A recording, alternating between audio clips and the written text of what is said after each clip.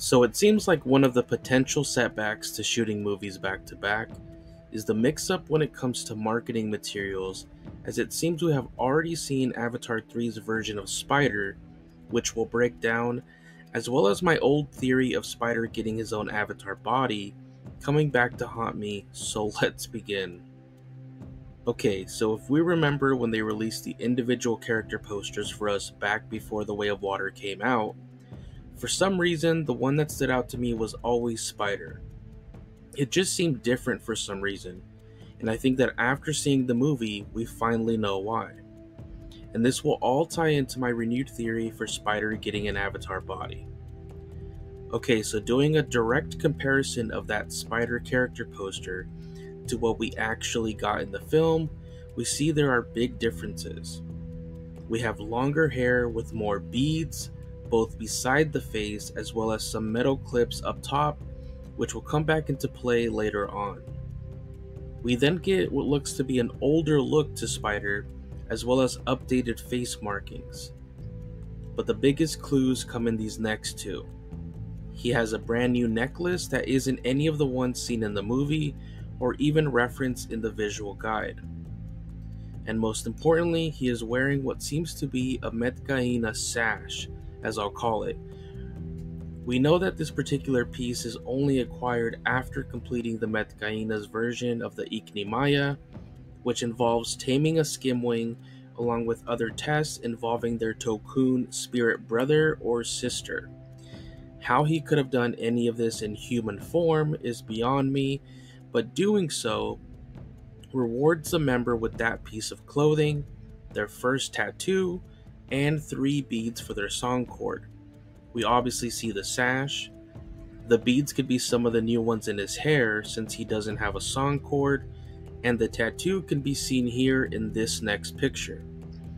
Looking at his left arm in this picture that first appeared in an Empire magazine article, we see what looks to be a Metkayina style tattoo. Looking at his hair, we can also see it seems longer, and his hair is even tied up top, which goes back to those other metal clips we saw towards the top of the character poster. And now that we have established all of that, we can get to how this can lead to him getting an Avatar body. This image itself seems to indicate that he's looking at an Avatar body in an amino tank. One could easily say it could just be the amino tank of Grace, but if we compare, we see that they seem to be in a completely different setting, as well as them being at different heights. But along with this image in that same Empire article, we also got this other image of what is clearly Spider laying in a link bed, with Cameron holding a light that will illuminate his face the same way Jake's does in the first movie when the camera is showing him inside of the link bed. So just those 2 images already lead us to being able to suggest he was looking at his Avatar body, and then that's him connecting to it.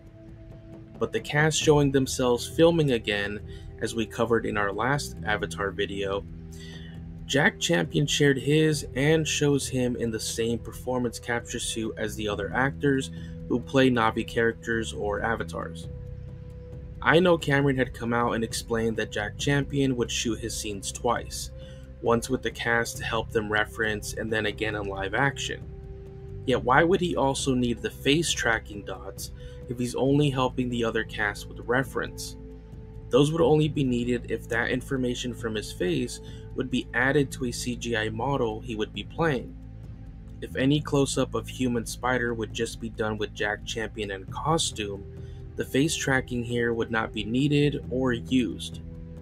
I believe Cameron had put that statement out so that we wouldn't question why we would see Jack Champion in mocap suits and behind-the-scenes images, kinda to throw us off the possible scent of a reveal in movie 3, since what they are shooting right now are just pickups for movie 3. Further filming for Avatar 4, past the first act, which they already filmed, won't be done until after Cameron has released Avatar 3. At the end of the day, I can be completely wrong and crazy, but please let me know if all these pieces together are leading you all to the same conclusion. Would love to know what you all think about all this down in the comment section below. If you enjoyed the video, don't forget to like and subscribe to stay up to date on all our Avatar coverage. As always, thank you for watching, and I'll catch you all in the next video.